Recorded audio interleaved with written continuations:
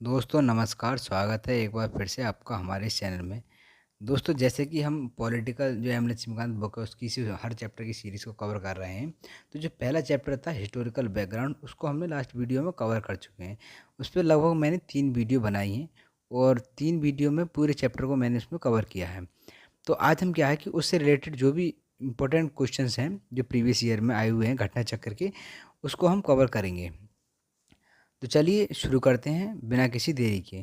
Question 1 है, which act of the British parliament abolished the east India company monopoly over trade in India. तो जो India में east India company की जो monopoly थी वो किस एक्ट के द्वारा उसको ख़त्म कर दिया गया था? तो ऑप्शन है regulating act, Pitt's India act या चार्टर एक्ट और नन ऑफ द अबव। तो राइट आंसर होगा चार्टर एक्ट 1813।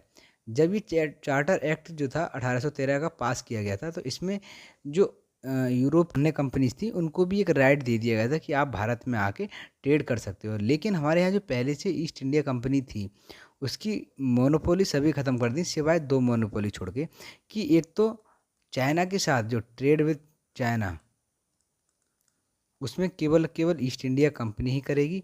दूसरी बात, जो ट्रेड है इन टी, चाय में, तो इन 2 चीज़ों में केवल केवल पूरा जो मोनोपोली थी वो अभी भी ईस्ट इंडिया कंपनी के पास थी। चलते हैं नेक्स्ट क्वेश्चन की तरफ। नेक्स्ट है, by which of the following act legislative council of India received the power to discuss the budget. तो लेजिस्लेटिव जो काउंसिल है उसको बजट पर डिस्कस करने की पावर किस एक्ट के द्वारा मिली थी? ऑप्शन है इंडियन काउंसिल एक्ट 1861, नेक्स्ट है Indian council act 1892, third Indian council act 1909 और इंडियन काउंसिल एक्ट 1919। तो किस एक्ट के द्वारा मिली थी? तो राइट आंसर होगा ऑप्शन ए, जो इंडिया काउंसिल एक्ट था, सॉरी ऑप्शन बी 1892 का। इस एक्ट के द्वारा जो काउंसिल थी उसको बजट पर डिस्कस करने की पावर मिल गई थी। इसमें क्या है कि लेजिस्लेटिव जो काउंसिल थी उसके जो फंक्शंस थे उसको और ज़्यादा बढ़ा दिया था। जैसे क्या है कि वो अब एग्जीक्यूटिव से क्वेश्चन कर सकते थे, बजट पर डिस्कशन कर सकती, ये सब चीज़ें थी। अगर हम अन्य ऑप्शन की तरफ देखें तो जो 1909 1909 का है, इसको क्या कहा जाता है कि Morley Minto reform, Morley Minto reform. इसी की अगर इन प्रोविजंस की बात करें तो वो एक सबसे ज़्यादा इंपॉर्टेंट प्रोविज़न है कि इसी में सेपरेट इलेक्टोरेट का जो प्रोविज़न है उसको शुरू किया गया था, की शुरुआत जो है वो 1909 में की गई थी। और 1919 का है, इसको कहते हैं मॉन्टेग्यू चेम्सफोर्ड रिफॉर्म। इसमें है क्या है कि जो डायरकी है प्रोवेंसिस में, उसको इंट्रोड्यूस किया गया था 1919 के अधिनियम के द्वारा। नेक्स्ट क्वेश्चन की तरफ चलते हैं। नेक्स्ट क्वेश्चन है, in which of the following act the provision was made for the establishment of the supreme court at Calcutta. तो जो कलकत्ता पे सुप्रीम कोर्ट की स्थापना की गई थी वो किस एक्ट के द्वारा की गई थी? रेगुलेटिंग एक्ट 1773 या Pitt's India act 1784, charter act 1813 या चार्टर एक्ट 1833। तो राइट आंसर होगा ऑप्शन ए, रेगुलेटिंग एक्ट 1773 है। इसी के तहत जो फोर्ट विलियम है वो कलकत्ता में सुप्रीम कोर्ट को बनाया गया था। कहाँ पर? फोर्ट विलियम और कलकत्ता में जो सुप्रीम कोर्ट है इसको बनाया गया था। इसमें 4 जज थे, एक चीफ जस्टिस और 3 अदर जज। और जो पहले चीफ जस्टिस थे वो कौन थे? एलिजा इम्पे पहले चीफ जस्टिस थे। और ये तो हम देख चुके हैं कि पिट्स इंडिया एक्ट है, चार्टर एक्ट 1813 और चार्टर एक्ट 1833। नेक्स्ट क्वेश्चन की तरफ चलते हैं। By which one of the following act was the federal court in India created. अब इंडिया में जो फेडरल कोर्ट है उसमें उसको किस एक्ट के द्वारा बनाया गया था? ऑप्शन है India council act 1861, government of India act 1909 या गवर्नमेंट ऑफ इंडिया एक्ट 1919। तो ऑप्शन जो होगा वो है none of the above. Right answer है जो गवर्नमेंट ऑफ इंडिया एक्ट था, गवर्नमेंट ऑफ इंडिया एक्ट है 1935 1935 के अधिनियम के द्वारा ही फेडरल कोर्ट को बनाया गया था। इसकी जो चीफ जस्टिस बने थे उनका नाम था मॉरिस मॉरिस गवेया। ये इसके जो फेडरल कोर्ट थी उसके जो है वो फर्स्ट चीफ जस्टिस बने थे। नेक्स्ट क्वेश्चन है, नेक्स्ट क्वेश्चन है विच, हमें मैच करनी है लिस्ट 1 को लिस्ट 2 से। जैसे लिस्ट में दे रखा है कि establishment of the board of control, establishment of supreme court, permission to English machineries to work in India और appointment of law member in governor general council. तो अगर हम बात करें कि जो बोर्ड ऑफ कंट्रोल है उसको बनाया गया था किस एक्ट के द्वारा, तो उसको बनाया गया था पिट्स इंडिया एक्ट। जैसे पिट्स इंडिया एक्ट था, इसमें क्या था कि दो भागों में जो कंपनी का एडमिनिस्ट्रेशन है उसको बांट दिया। एक तो था बोर्ड ऑफ कंट्रोल और एक दूसरा था कोर्ट ऑफ डायरेक्टर्स। अब इन दोनों का क्या काम था कि ये जो थे वो पॉलिटिकल और एडमिनिस्ट्रेटिव, पॉलिटिकल मामले देखते थे कंपनी के, जब और या एडमिनिस्ट्रेटिव जो मैटर्स होते थे उसको ये सॉल्व करते, जबकि कोर्ट ऑफ डायरेक्टर्स जो थे वो कंपनी का सभी जो कॉमर्शियल अफेयर्स था उसको कंट्रोल करते थे। तो इसमें ये इसको मैच हो जाएगा 2 से। और सुप्रीम कोर्ट को एस्टेब्लिश किया गया था रेगुलेटिंग एक्ट 1773, जिसमें कि क्या है कि 1 चीफ जस्टिस थे और 3 क्या थे अदर जजेस। जो परमिशन दी गई थी कि इंग्लिश मशीनरीज जो थे वो इंडिया में आ सकते हैं, तो ये दी गई थी 1813 के एक्ट के द्वारा।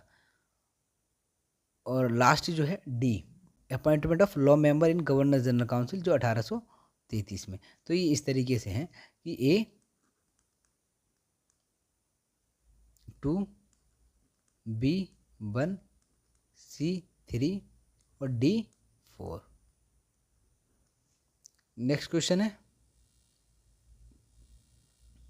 Question number 7।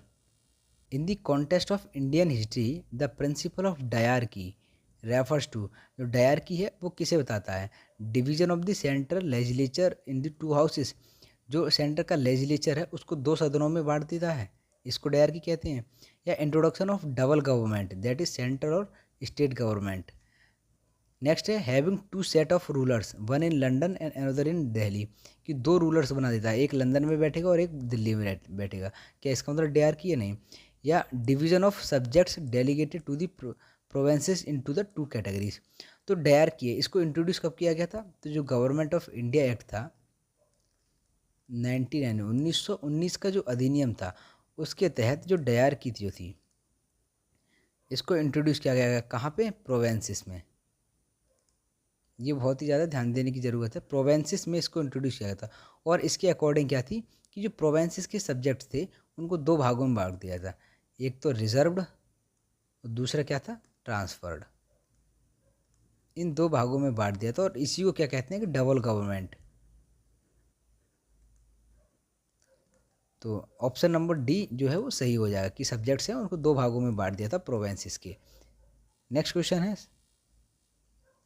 The act of 1909 was associated with, कि जो 1909 का अधिनियम है वो किससे जुड़ा हुआ है? इंट्रोडक्शन ऑफ सेपरेट इलेक्टोरेट, क्या सेपरेट इलेक्टोरेट की शुरुआत हो गई थी? या डिसेंट्रलाइजेशन हुआ था? या डायरकी या लेजिस्लेटिव काउंसिल? तो राइट आंसर होगा सेपरेट इलेक्टोरेट। 1909 है, इसी को क्या दूसरे नाम से जाना जाता है कि मॉर्ले मिंटो रिफॉर्म, क्योंकि इस समय पे जो थे वो मॉर्ले जो थे वो क्या थे? सेक्रेटरी ऑफ स्टेट और मिंटो क्या थे? वायसरॉय। तो इन्होंने ही किस चीज़ की शुरुआत कर दी थी? एक सेपरेट इलेक्टोरेट, मुस्लिम के लिए एक मुस्लिम जो है वो एक उनका अपना रिप्रेजेंटेटिव होगा। तो इस तरीके से कहते हैं कि कम्युनल जो सांप्रदायिकता है उसको बढ़ावा दिया गया था 1909 के अधिनियम के द्वारा ही। जबकि डायरकी जो है उसको कब इंट्रोड्यूस किया जाएगा? 1919 के एक्ट के द्वारा। और डिसेंट्रलाइजेशन ये कब होता है शुरुआत? इसकी शुरुआत कब होती है डिसेंट्रलाइजेशन की? कि 1935 का अधिनियम होता है, उसमें क्या कि जो पावर है वो वापस कर दी जाती है प्रोवेंसेस के लिए। नेक्स्ट क्वेश्चन है which of the following is या are principal feature of the government of India act 1919। तो 1919 के कौन कौन से फीचर्स हैं? The introduction of dyarchy in the executive government of the provinces, कि डायरकी को क्या प्रोवेंसेस में इंट्रोड्यूस किया गया था। या next the introduction of separate communal electorate for Muslims, Muslims के लिए एक अलग से कम्युनल इलेक्टोरेट की शुरुआत की गई थी। नेक्स्ट है devolution of legislative authority by the centre to the power to the provinces, की जो लेजिस्लेटिव अथॉरिटी है उसको द्वारा से सेंटर से क्या है कि प्रोवेंसेस को दे दिया गया था। तो 1919 का जो अधिनियम है उसमें 2 मुख्य बातें थीं। एक तो क्या कि प्रोवेंसेस में डायरकी को इंट्रोड्यूस किया गया था। नेक्स्ट अगर हम बात करें सेकंड, तो सेकंड है रॉन्ग, क्योंकि कम्युनल इलेक्टोरेट की शुरुआत जो है वो 1909 का जो एक्ट आया था उससे ये शुरुआत हो गई थी, ना कि 1919 के अधिनियम से। और ये थर्ड ऑप्शन है कि सेंटर है उसकी जो पावर थी, लेजिस्लेटिव पावर है, वो सेंटर की है, सेंटर ने अथॉरिटी को उनको वापस कर दी थी। तो इस हिसाब से जो ऑप्शन नंबर सी है वो राइट हो जाएगा कि 1 और 3 ऑप्शन जो है वो दोनों सही हो जाएंगे। With reference to the Indian civil service which of the following statement is a correct. Indian civil service के संबंध में कौन सा स्टेटमेंट सही है। The government of India act 1919 provided for a separate examination for Indian civil services which was to be held in India. कि 1919 का जो अधिनियम था उसने इंडियन सिविल सर्विस की एक सेपरेट एग्जामिनेशन की शुरुआत की। साथ ही साथ ये एग्ज़ाम जो था अब तक लंदन में कराया था, अब वो इंडिया में कराया जाएगा। नेक्स्ट है Indian civil service 1941 the percentage of Indians was more as compare to the Europeans. 1941 में इंडियंस की जो है सिविल सर्विस में यूरोपियंस के कंपैरिजन में जो नंबर है वो ज़्यादा हो गया था। कि 1941 तक आते आते जो इंडियंस है, इंडियन वो ज़्यादा हो गए थे सिविल की पद पे यूरोपियन से। तो यहाँ दोनों ऑप्शन सही हो जाएंगे कि 1941 तक जो नंबर था ये बढ़ गया था, यूरोपियन से कहीं ज़्यादा हो गए थे इंडियंस। और अगर हम ऑप्शन फर्स्ट देखें तो फर्स्ट वाला भी ठीक है, क्योंकि 1919 में इस चीज़ को कहा गया था कि एक सेपरेट एग्ज़ाम होगा इंडियन सिविल सर्विस का, और अब इसको इंडिया में कराया जाएगा। और पहली बार जो कराया गया था वो कहाँ कराया गया था, वो इलाहाबाद में। उसके बाद में इसको दिल्ली में कराया गया था। दोनों ऑप्शन सही होंगे, तो ऑप्शन नंबर जो सी है बहुत 1 और 2 ठीक सही हो जाएंगे। नेक्स्ट है 11 Indian legislature was made by cameral for the first time. तो इंडिया का जो लेजिस्लेचर है वो पहली बार बाई कैमरल बनाया गया था, किस एक्ट के द्वारा। इंडियन काउंसिल एक्ट 1892 1892 के अधिनियम के द्वारा, या 1909 के काउंसिल एक्ट के द्वारा, या the government of India act 1919 के द्वारा, या गवर्नमेंट ऑफ इंडिया एक्ट 1935 के द्वारा। तो किस एक्ट के द्वारा जो लेजिस्लेचर है उसको बनाया गया था, क्या बाई कैमरल। बाई कैमरल बनाया गया था 1919 एक्ट के द्वारा। बाई कैमरल का मतलब है अपर हाउस, मतलब 2 हाउसेस, एक तो काउंसिल ऑफ स्टेट्स जिसको हम कहते हैं upper house, council of states, और एक होता है लोअर हाउस, इसको कहते थे लेजिस्लेटिव असेंबली।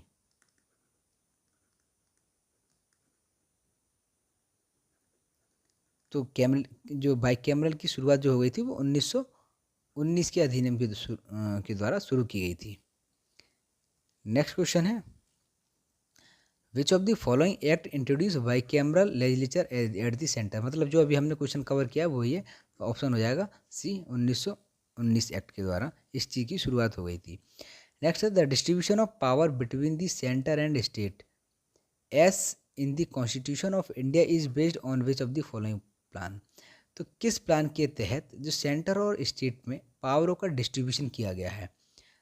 ऑप्शन है Morley Minto reform 1909, Montagu Chelmsford reform 1919, government of India act 1935 और इंडिया इंडिपेंडेंस एक्ट 1947। तो किस एक्ट के तहत स्टेट और सेंटर के बीच में पावर का डिस्ट्रीब्यूशन हुआ है। तो अगर हम देखें तो राइट आंसर होगा option C, government of India act. इसमें क्या है कि जो सब्जेक्ट्स हैं उनको 3 भागों में बांट दिया था। मतलब एक सेंट्रल लिस्ट बन गई थी, एक स्टेट लिस्ट, और एक थर्ड जो थी वो थी कॉन्क्यूरेंट लिस्ट। और अब जो है वो तीनों को अपनी अपनी पावर, मतलब दोनों में पावर दे दी गई थी। सेंटर अपने सब्जेक्ट्स पर कानून बना सकती हैं और स्टेट जो है वो अपने प्रोवेंसीज जो थी उस समय पे वो अपनी प्रोवेंशियल जो लिस्ट है उस पर कोई भी कानून बना सकती थी। और जो इन दोनों लिस्ट में नहीं है वो कॉन्करेंट लिस्ट में आते थे, इसमें सेंटर और स्टेट दोनों मिलकर बना सकते थे। तो इस चीज़ की जो शुरुआत हुई थी वो 1935 के अधिनियम में इन चीज़ों का सेंटर और स्टेट के बीच में पावरों का डिस्ट्रीब्यूशन किया गया था। नेक्स्ट क्वेश्चन है the provision for establishment of all India federation was included in. कि ऑल इंडिया फेडरेशन का प्रोविजन किस एक्ट में इंक्लूडेड था। ऑप्शन है government of India act 1935, August offer 1940, government of India act 1919, cabinet mission plan proposal 1946। तो किस act में all India federation की बात की गई थी। तो राइट आंसर होगा ऑप्शन ए कि 1935 में। अब इसमें ये ऑल इंडिया फेडरेशन बनाया जा रहा था, वो किससे, प्रिंसली स्टेट से मिलकर बनाया जाएगा। कि ये बात रखी गई थी कि अगर जब सभी प्रिंसली स्टेट्स और प्रोविंसेस मिलकर ही अगर आते हैं तभी फेडरेशन बनाया जाएगा। और उन्हें पता था कि प्रिंसली स्टेट्स कभी भी इस फेडरेशन को ज्वाइन नहीं करेंगे, और ऐसा ही हुआ कि प्रिंसली स्टेट ने इसको ज्वाइन नहीं किया और कभी भी फिर फेडरेशन है वो नहीं बन पाया था। तो ये प्रोविज़न जो था वो किस में था, गवर्नमेंट ऑफ इंडिया एक्ट 1935 में। नेक्स्ट क्वेश्चन है, in the federation established under the act of 1935 residuary power were given to the. तो 1935 के एक्ट में जो रेजिडरी पावर है, बची हुई पावर है, वो किसको दी गई थी, फेडरल लेजिस्लेचर को, प्रोविंशियल लेजिस्लेचर, या गवर्नर जनरल, या प्रोविंशियल गवर्नर। तो राइट आंसर होगा जो गवर्नर जनरल था उसके पास थी रेजिडरी पावर। नेक्स्ट क्वेश्चन है, which of the following act led to the separation of Burma from India. बनो जो आज का प्रेजेंट डे क्या है कि म्यांमार, इसको पहले किस नाम से आना था कि बर्मा से। तो किस एक्ट में ये प्रोविज़न था कि जो बर्मा जो है उसको भारत से अलग किया जाए। Indian council act 1909, government of India act 1919, government of India act 1935, या इंडियन इंडिपेंडेंस एक्ट 1947। तो किस एक्ट में ये प्रोविज़न था, तो राइट आंसर होगा option C, government of India act 1935। उसमें दो बातों कहा गया था, एक तो कि बर्मा जो है उसको भारत से अलग किया जाए, दूसरा जो सिंध प्रोवेंसेस है उसको भी भारत से अलग किया है, क्योंकि ये जो दोनों ही प्रोवेंसेस थी वो ओरिजिनली इंडिया की पार्ट नहीं थी, इसको मिलाया गया था बाई वॉर के द्वारा। तो इसीलिए कहा गया था कि बर्मा और सिंध है, इन दोनों प्रोवेंसेस को भारत से अलग किया जाए। नेक्स्ट क्वेश्चन है, the proposal for framing of constitution of India by an elected constituent assembly was made by. Bharat का जो संविधान है वो एक इलेक्टेड कॉन्स्टिट्यूएंट असेंबली के द्वारा तैयार किया जाए। इस चीज़ का जो प्रस्ताव है वो किसने तैयार किया था, कि जो कॉन्स्टिट्यूशन है वो एक इलेक्टेड कॉन्स्टिट्यूएंट असेंबली के द्वारा तैयार किया जाएगा। तो ऑप्शन दे रखें, साइमन कमीशन, या गवर्नमेंट ऑफ इंडिया एक्ट 1935, या क्रिप्स मिशन, या ब्रिटिश कैबिनेट डेलीगेशन। तो राइट आंसर जो होगा वो होगा ऑप्शन सी, क्रिप्स मिशन, जो 1942 में भारत आया था। उसने ये बात रखी थी कि सेकेंड वर्ल्ड वॉर सेकेंड के बाद जो कॉन्स्टिट्यूएंट असेंबली है उसको चुना जाएगा, और वही कॉन्स्टिट्यूएंट असेंबली है वो इंडिया का कॉन्स्टिट्यूशन तैयार करेगी। तो ये इस चीज़ की जो प्रपोजल लेकर कौन आया था, क्रिप्स मिशन 1942 में। नेक्स्ट क्वेश्चन है, Indian constituent assembly was established under. Bharat की जो संविधान सभा है उसको बनाया गया था किसके तहत, government of India act 1935, Cripps mission 1942, cabinet mission 1946, या इंडियन इंडिपेंडेंस एक्ट 1947। तो किसके तहत जो संविधान सभा को बनाया गया था, तो इसको बनाया गया था कैबिनेट मिशन जो 1946 में आया था, उसी के तहत हमारी जो कॉन्स्टिट्यूएंट असेंबली है इसको बनाया गया था। और इसी के जो मेंबर जो थे सब इनडायरेक्ट इलेक्टेड थे, ये डायरेक्टली इलेक्टेड नहीं थे, इनडायरेक्ट इलेक्टेड थे। कि जो अब इनडायरेक्ट इलेक्शन के इलेक्टेड कैसे, कि जो प्रोवेंसेस की जो मेंबर थे, प्रोवेंसेस की जो लेजिस्लेटिव असेंबली के मेंबर थे उन्होंने इनको चुना था, और ये खुद से एक कुछ लिमिटेड जो पर्सन्स थे उनके द्वारा ये इलेक्टेड थे प्रोवेंसेस के। तो इसीलिए कहा कि ये इनडायरेक्टली इलेक्टेड बॉडी थी जो कॉन्स्टिट्यूएंट असेंबली। तो राइट आंसर होगा कैबिनेट मिशन 1946 के द्वारा कॉन्स्टिट्यूएंट असेंबली बनाई गई। नेक्स्ट है, in the interim government formed in 1946 the vice president of the executive council was. 1946 में जो इंटरिम गवर्नमेंट बनी थी उसके वाइस प्रेसिडेंट कौन थे, जवाहरलाल नेहरू, डॉक्टर सर्वपल्ली राधाकृष्ण, या सी राजगोपालाचार्य, या राजेंद्र प्रसाद। तो राइट आंसर होगा option A, Jawaharlal Nehru. Jawaharlal Nehru he vice president बने थे एग्जीक्यूटिव काउंसिल के। और ये कब बनी थी, इंटरिम गवर्नमेंट कब बनी थी, ये बनी थी 24 अगस्त 1946। और फिर प्रेसिडेंट, अच्छा वाइस प्रेसिडेंट तो जवाहरलाल नेहरू बने थे, फिर प्रेसिडेंट कौन बना था, ये आपको बताना है कि जो इंटरिम गवर्नमेंट थी उसके प्रेसिडेंट कौन बने थे? नेक्स्ट क्वेश्चन है, as per the cabinet mission plan in the constituent assembly to decide allotted number seat in each provinces one representative was in ratio to which population.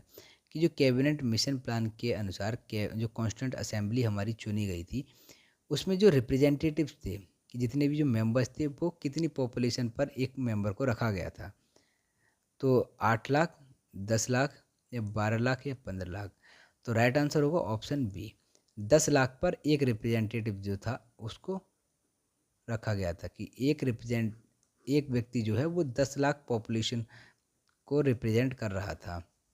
Next question है, who among the following person was not a member of cabinet mission. इनमें से कौन से ऐसे person है जो cabinet mission के member नहीं थे?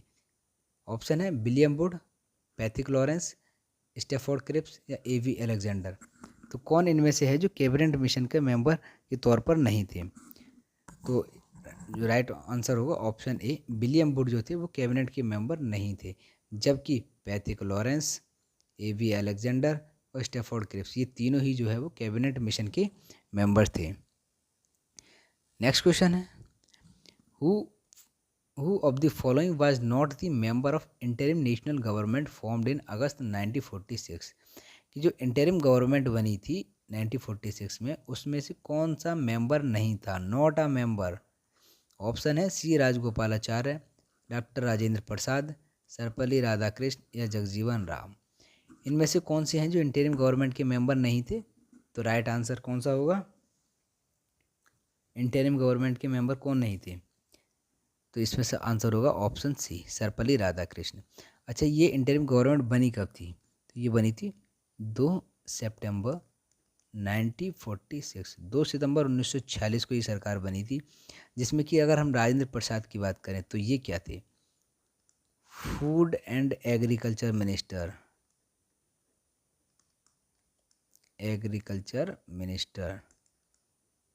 जबकि जगजीवन राम कौन थे? Labour minister.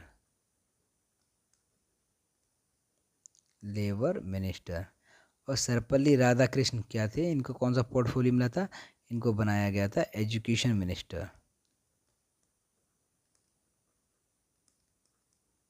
जबकि सी राजगोपालाचार्य थे, एक मिनट, जस्ट अ मिनट, सी राजगोपालाचार्य जो थे वो एजुकेशन मिनिस्टर बनाए गए थे, जबकि सर्वपल्ली राधाकृष्ण को तो कोई पता ही नहीं, ये इंटरिम गवर्नमेंट के मेंबर नहीं थे। नेक्स्ट क्वेश्चन है, who gave the idea of A constituent assembly firstly for the formation of constitution for India. कि भारत के संविधान को बनाने के लिए एक संविधान सभा होनी चाहिए, इस चीज़ का इसका आइडिया किसने दिया था सबसे पहले? Firstly for the formation of constitution of India. Option है स्वराज पार्टी 1934, कांग्रेस पार्टी 1936, मुस्लिम लीग 1942 या ऑल पार्टी कॉन्फ्रेंस 1946। तो किसने ये आइडिया दिया था कि ये कॉन्स्टिट्यूएंट असेंबली होनी चाहिए, और ये कॉन्स्टिट्यूएंट असेंबली ही क्या है कि भारत का कॉन्स्टिट्यूशन बनाएगी? तो राइट आंसर होगा ऑप्शन ए, स्वराज पार्टी 1934 में। रांची में ये पहली बार इस ऑफिशियली तौर पर कांग्रेस ने ये स्वराज पार्टी ने ये डिमांड की थी कि एक कॉन्स्टिट्यूएंट असेंबली बनाई जाए, और ये कॉन्स्टिट्यूएंट असेंबली जो होगी वो क्या भारत के लिए संविधान को तैयार करेगी। नेक्स्ट क्वेश्चन है, which of the following statement are correct regarding to the Indian constituent assembly. Indian constituent assembly के संदर्भ में कौन सा स्टेटमेंट ठीक है?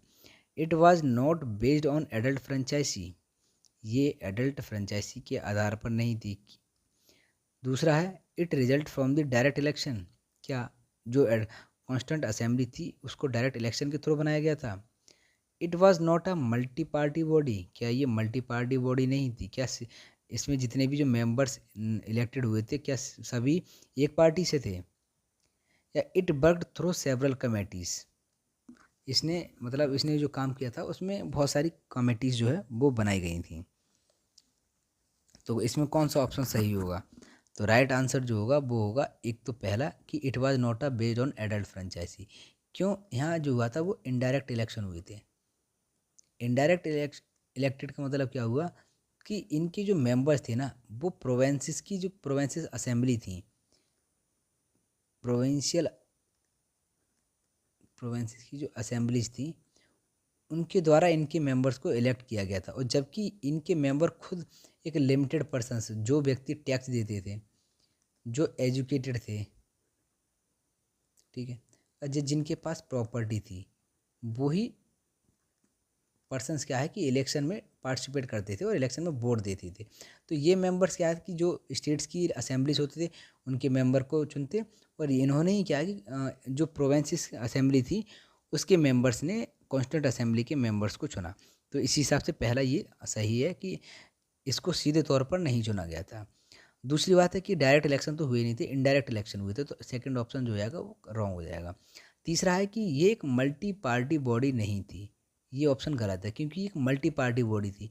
यहाँ केवल एक पार्टी नहीं थी, यहाँ मुस्लिम लीग भी थी, इंडियन नेशनल कांग्रेस भी थी, और बहुत से इंडिपेंडेंट मेंबर्स भी थे, इंडिपेंडेंट जो कैंडिडेट थे वो भी थे, जो कि जीत कर आए थे। और लास्ट है it work through several committees. हाँ ये सही है, कई सारी कमेटीज़ बनी थी, जैसे कि 8 जो है वो मेजर कमेटीज़ बनी थी। तो केवल ए और डी जो है ऑप्शन सही हो जाएगा। तो इस हिसाब से ऑप्शन ए और D both options are correct. Next question है, जैसे इसमें दो दे भी रखा है कि जो कॉन्स्टिट्यूंट असेंबली है पहली बार जो मिली थी वो नई दिल्ली में कब, 9 दिसंबर 1946 को, कॉन्स्टिट्यूशन हॉल में, जिसको आज कहते हैं central hall of parliament house. इसकी कंपोजिशन की बात करें तो कॉन्स्टिट्यूंट असेंबली जो है वो पार्टली इलेक्टेड थी और पार्टली नॉमिनेटेड थी। कि जैसे अगर प्रिंसली स्टेट्स जो थे उनकी केसेस में देखा जाए तो वहाँ कोई इलेक्शन नहीं हुआ था, जबकि प्रिंसली स्टेट्स थे वो अपने मेंबर को खुद अपनी तरफ से नॉमिनेट कर रहे थे। तो ये पार्टली आधी इलेक्टेड थी और आधी क्या है, नॉमिनेटेड थी। जो मेंबर्स थे वो क्या इनडायरेक्टली इलेक्टेड थे, और इनडायरेक्टली प्रोविंशियल असेंबलीज थी उनके द्वारा। और प्रोवेंसेस की जो असेंबलीज थी उनके मेंबर खुद एक लिमिटेड फ्रेंचाइजी के तौर पे उनको इलेक्ट किया गया था।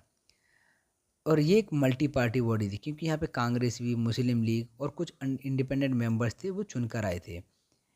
Constituent assembly appointed a number of committees to deal with different task of constitution. कि जैसे हमने देखा था कई थी, स्टीयरिंग कमेटी थी, फंडामेंटल राइट्स कमेटी थी, यूनियन कमेटी थी, यूनियन कॉन्स्टिट्यूशन कमेटी थी, इस तरीके से कई फ्लैग कमेटी थी। तो जैसे जैसे टास्क जिसको दिया जा रहा था उसी के हिसाब से कमेटी बनाई हुई थी, जिसमें से कि 8 जो है वो मेजर कमेटीज़ थी और बहुत सारी माइनर कमेटीज़ थी। तो ऑप्शन जो है वो ए और डी वाला सही हो जाएगा।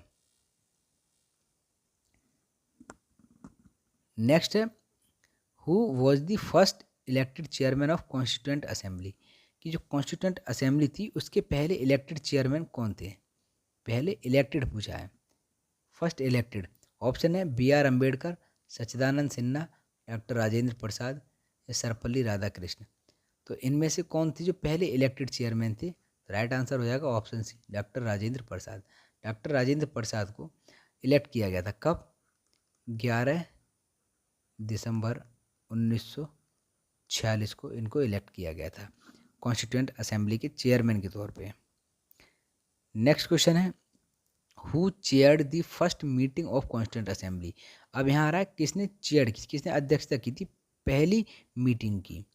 अब पहली मीटिंग ऑप्शन है डॉक्टर राजेंद्र प्रसाद, डॉक्टर भीमराव अम्बेडकर, डॉक्टर सच्चिदानंद सिन्हा और मौलाना अबुल कलाम आज़ाद। तो पहली जो कॉन्स्टिट्यूएंट असेंबली की मीटिंग थी उसको चेयर किसके द्वारा किया गया था? तो ऑप्शन सी है राइट आंसर, डॉक्टर सच्चिदानंद सिन्हा। इनको जो 9 दिसंबर को पहली जो मीटिंग हुई थी ना, 9 दिसंबर 1946, तब कॉन्स्टिट्यूएंट असेंबली की अध्यक्षता जो की थी डॉक्टर सच्चिदानंद सिन्हा ने। और उसके ठीक 2 दिन बाद 11 दिसंबर को जो डॉक्टर राजेंद्र प्रसाद है उनको चुना गया था। और इनके जो नाम था, डॉक्टर राजेंद्र प्रसाद का नाम का जो प्रपोजल था ना वो लेकर आए थे कौन? जेपी कृपलानी। इनके नाम का जो प्रपोजल था, किसने? जेपी कृपलानी ने। नेक्स्ट क्वेश्चन है, when was the constituent assembly established. Constituent assembly कब बनी थी? दिसंबर 1940, दिसंबर 1948, नवंबर 1950, 1951। राइट आंसर है ऑप्शन ए 1940। ये तो सिर्फ याद करने के हैं, इनमें कोई ज़्यादा डिटेल में समझने की ज़रूरत नहीं है। Which of the following presented the objective resolution. अब जो ऑब्जेक्टिव रिजोल्यूशन है उसको किसने प्रेजेंट किया था? Doctor B R Ambedkar, Pandit Jawaharlal Nehru, doctor Rajendra Prasad या सी डी देशमुख। तो राइट आंसर होगा ऑप्शन बी, डॉक्टर वो पंडित जवाहरलाल नेहरू के द्वारा जो ऑब्जेक्टिव रिजोल्यूशन है वो मूव किया था। अच्छा, इसको कब लेकर आए थे? ये लेकर आए थे 13 दिसंबर 1946 को ये लेकर आए थे। और इस पर जो वोटिंग हुई थी और ये पास कब हुआ था?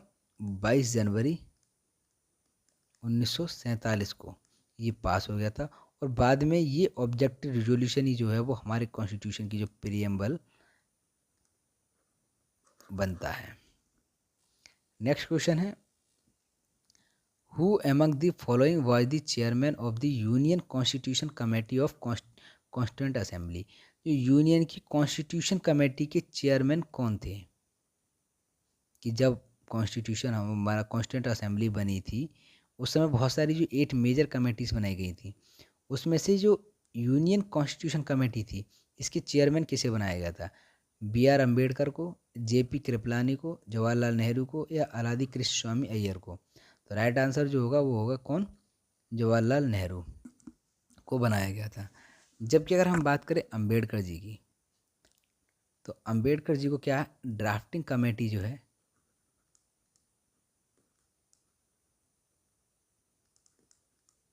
का चेयरमैन बनाया गया था। और जबकि जेपी जो कृपलानी थे, जो एक सब कमेटी थी किस पर? फंडामेंटल राइट्स पर। इसके चेयरमैन इनको बनाया गया था। और जवाहरलाल नेहरू तो यूनियन कॉन्स्टिट्यूशन कमेटी के चेयरमैन थे। नेक्स्ट क्वेश्चन है, who was the chairman of provincial constitution committee of the constituent assembly. तो जो प्रोविंशियल कॉन्स्टिट्यूशन कमेटी के चेयरमैन कौन थे? Doctor B R Ambedkar, Pandit Jawaharlal Nehru या डॉक्टर राजेंद्र प्रसाद या सरदार पटेल। तो जो प्रोविंशियल कॉन्स्टिट्यूशन कमेटी थी उसके चेयरमैन किसे बनाया गया था? तो डॉक्टर नहीं, सरदार वल्लभ भाई पटेल को प्रोविंशियल कॉन्स्टिट्यूशन कमेटी का चेयरमैन बनाया गया था। नेक्स्ट क्वेश्चन है, the constituent assembly set up a drafting committee under the chairmanship of doctor B R Ambedkar. तो डॉक्टर बी आर अम्बेडकर की अध्यक्षता में जो ड्राफ्टिंग कमेटी थी वो बनाई गई थी। कब बनाई गई थी? 13 दिसंबर 1946 को या 22 जनवरी 1947 को, 3 जून 1947 को या 29 अगस्त 1947 को। तो जो ड्राफ्टिंग कमेटी है वो कब बनाई गई थी? तो राइट आंसर जो होगा वो होगा 29 अगस्त 1947 को ड्राफ्टिंग कमेटी को बनाया गया था। किसकी चेयरमैनशिप में? Doctor B R Ambedkar ji की चेयरमैनशिप में। नेक्स्ट क्वेश्चन है, who was the constitutional adviser at the time of formation of the constitution. कि जब कॉन्स्टिट्यूशन को तैयार किया जा रहा था तो इस समय पे कॉन्स्टिट्यूशनल एडवाइज़र किसे बनाया गया था? ऑप्शन है B R Ambedkar, doctor Rajendra Prasad या बी एन राव या के एम मुंशी। तो जो कॉन्स्टिट्यूशनल एडवाइज़र के तौर पर किसे बनाया गया था? Option C, B N Rau को। नेक्स्ट क्वेश्चन है, when did the constituent assembly adopted the national flag. तो हमारी जो कॉन्स्टिट्यूएंट असेंबली थी उसने नेशनल फ्लैग को कब एडॉप्ट किया था? 22 जुलाई 1947, 23 जुलाई 1947, 25 जुलाई 1947 या 15 अगस्त 1947 को। तो कब जो है वो नेशनल फ्लैग को एडॉप्ट किया था कॉन्स्टिट्यूएंट असेंबली ने, कब किया है? तो राइट आंसर जो होगा वो होगा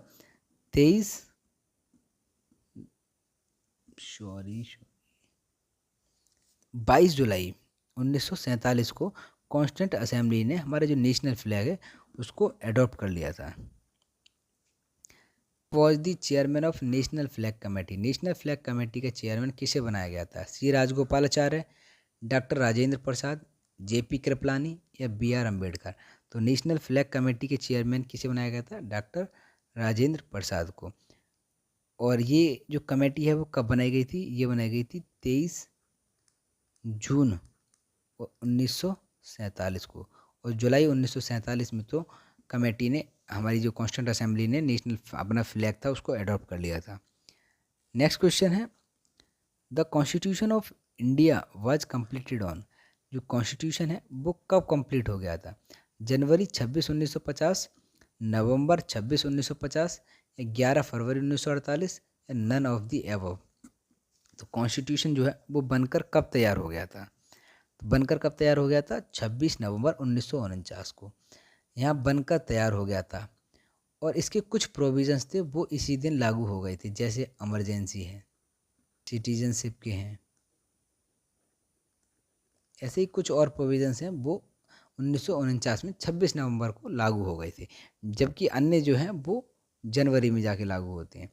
नेक्स्ट क्वेश्चन है, constitution of India came into force on. अब यहाँ पे है केम फोर्स में कब आया था? डेट दे रखी 26 जनवरी 1950, 23 जनवरी 1950, 15 अगस्त 1947, 26 दिसंबर 1949। तो कॉन्स्टिट्यूशन बनकर जो आया था हमारे लागू हुआ था, कम इनटू द फोर्स 26 जनवरी 1950। ये बहुत ही ज़्यादा कई कन्फ्यूजन रहती है, एक एडॉप्ट, इनएक्ट, सही है, या फोर्स। तो एडॉप्ट और इनएक्ट ये तो कब हो गया था, कब हो गया था पारित हमारा, और हमने कब? 26 नवंबर 1949 में। जबकि एडॉप्ट फोर्स कब हुआ था? 26 जनवरी 1950 को। अभी ये कुछ टर्म है जो डायरेक्ट एग्जाम में पूछ ली जाती है और वहाँ कन्फ्यूजन हो जाती है, तो इसमें अगले क्वेश्चन है उसमें ये कवर की गई हैं। जैसे ये 26 जनवरी, January 26 was selected as the date for the inauguration of the constitution, because कि संविधान, हमारे जो कॉन्स्टिट्यूशन है उसको 26 जनवरी को ही क्यों लागू किया गया था, कि ऐसा क्या था इस डेट में कि जो 26 जनवरी सिलेक्ट की गई थी? ऑप्शन है, the Congress had observe it as the independence day in 1930, कि कांग्रेस ने 1930 में इसे एक इंडिपेंडेंस डे के तौर पे देखा था या मनाया था। On that day the quit India movement was started in 1942, या 1942 में इसी दिन 26 जनवरी को ही क्विट इंडिया मूवमेंट की शुरुआत हुई थी। या नेक्स्ट है, it was consider to be an auspicious day, क्या यह एक ऑस्पिशियस डे के तौर पर हम इसे मनाते हैं? तो ऑप्शन जो है वो कौन सा सही होगा? ऑप्शन ए, क्योंकि इसी दिन लाहौर कांग्रेस का जो सेशन हुआ था, कहाँ पर हुआ था कांग्रेस का? कांग्रेस का लाहौर में सेशन हुआ था एक, और ये कब हुआ था? 1929 में, 1929 में लाहौर में ये सेशन जब हुआ था तो यहाँ पूर्ण स्वराज की मांग की गई थी,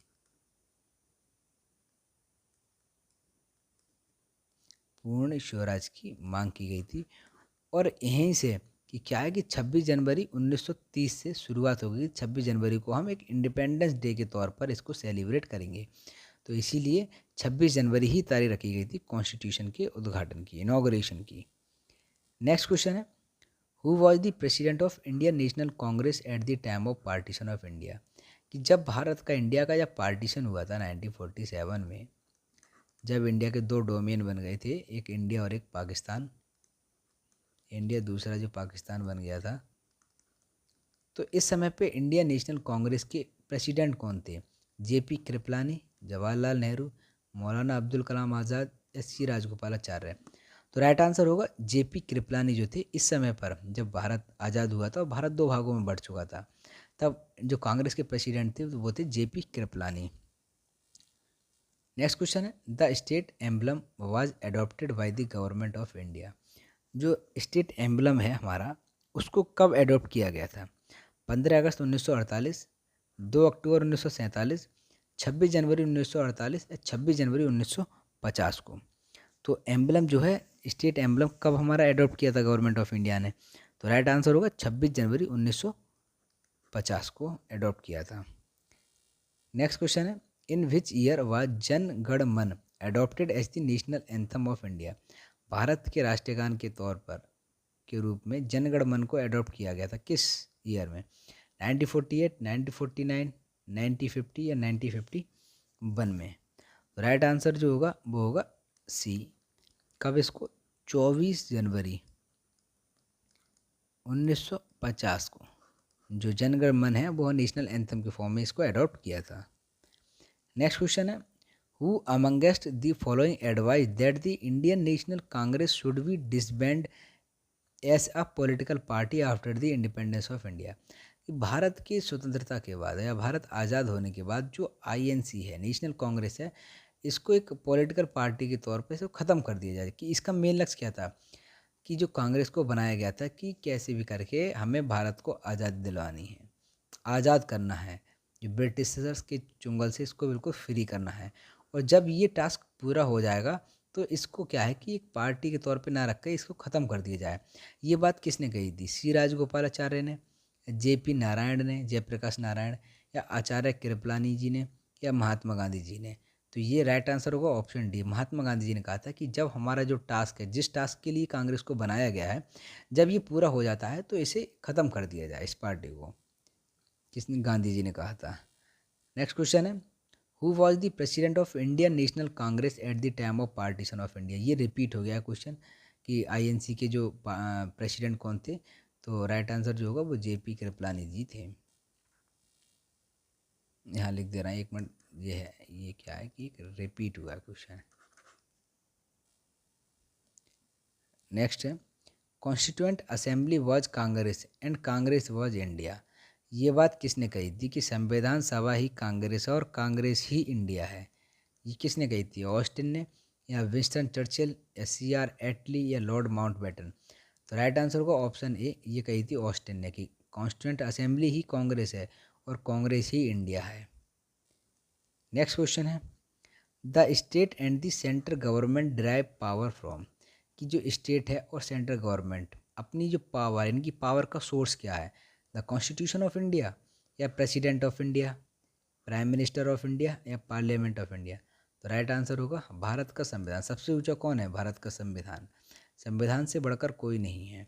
तो भारत के संविधान ही इनका एक सोर्स है जो इनको पावर प्रोवाइड करता है। तो नेक्स्ट क्वेश्चन है, drafting committee of constituent assembly under doctor V R Ambedkar had how many other members. तो डॉक्टर बी, जो हमारी ड्राफ्टिंग कमेटी थी, उसमें doctor B R Ambedkar ji के अलावा कितने और मेंबर थे। तो ऑप्शन में 7, 5, 6 या 4। तो टोटल मिला के कितने मेंबर्स थे, तो ड्राफ्टिंग कमेटी में 6 मेंबर और थे। अब ये 6 मेंबर कौन कौन से थे वो हम देखते हैं। एक तो हैं एन गोपाल स्वामी आयंगर, एन गोपाल स्वामी आयंगर। दूसरे थे अलादी कृष्ण स्वामी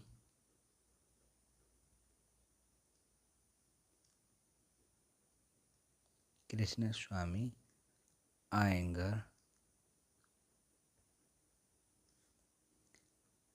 नेक्स्ट है मुंशी के एम मुंशी। नेक्स्ट है मोहम्मद शादुल्ला।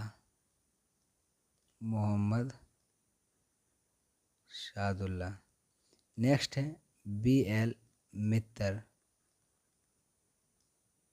नेक्स्ट क्वेश्चन है DP खेतन। नेक्स्ट थे एन माधव राव। तो ये थे एन गोपाल स्वामी अयंगर, अलादी कृष्ण स्वामी अयंगर, KM मुंशी, मोहम्मद सादुल्ला, BL मित्तर, DP खातून और एन माधव राव। ये टोटल मेंबर जो थे, टोटल मेंबर जो है 6 अन्य मेंबर ये थे। इसमें से कुछ मेंबर्स थे जो एक दूसरे की जगह पर आए थे, जब वो कमेटी का काम कर रही थी उनकी डेथ हो गई थी। तो वो आपको ऑप्शन में बताना है कौन किसकी जगह पर आए थे। नेक्स्ट क्वेश्चन है, the constitution of India came into force on. अब आया केम इनटू फोर्स ऑन, कब आया था, 26 जनवरी 1950, 23 जनवरी 1950, 15 अगस्त 1947 है, 26 दिसंबर 1949। तो राइट आंसर होगा कब आया था फोर्स में, 26 जनवरी 1950 को। Constitution day of India is celebrated on. Bharat का जो संविधान दिवस है वो कब मनाया जाता है, संविधान दिवस जो है वो कब मनाया जाता है, 26 अक्टूबर को, या 26 जनवरी को, या 26 नवंबर को, या 15 अगस्त को। राइट आंसर होगा ऑप्शन बी, 26 नवंबर को कॉन्स्टिट्यूशन डे सेलिब्रेट किया जाता है। तो यहाँ तक के जो टोटल क्वेश्चन थे, हमने जो चैप्टर कवर किया था हिस्टोरिकल बैकग्राउंड, एम लक्ष्मीकांत जो है उसका हिस्टोरिकल बैकग्राउंड।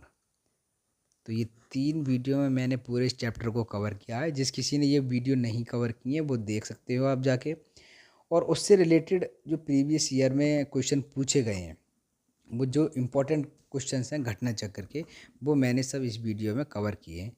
आप आराम से इन्हें देखें, उस चैप्टर को पहले एक बार चैप्टर की वीडियो देखें और बुक से पढ़ के और क्वेश्चंस को सॉल्व करें।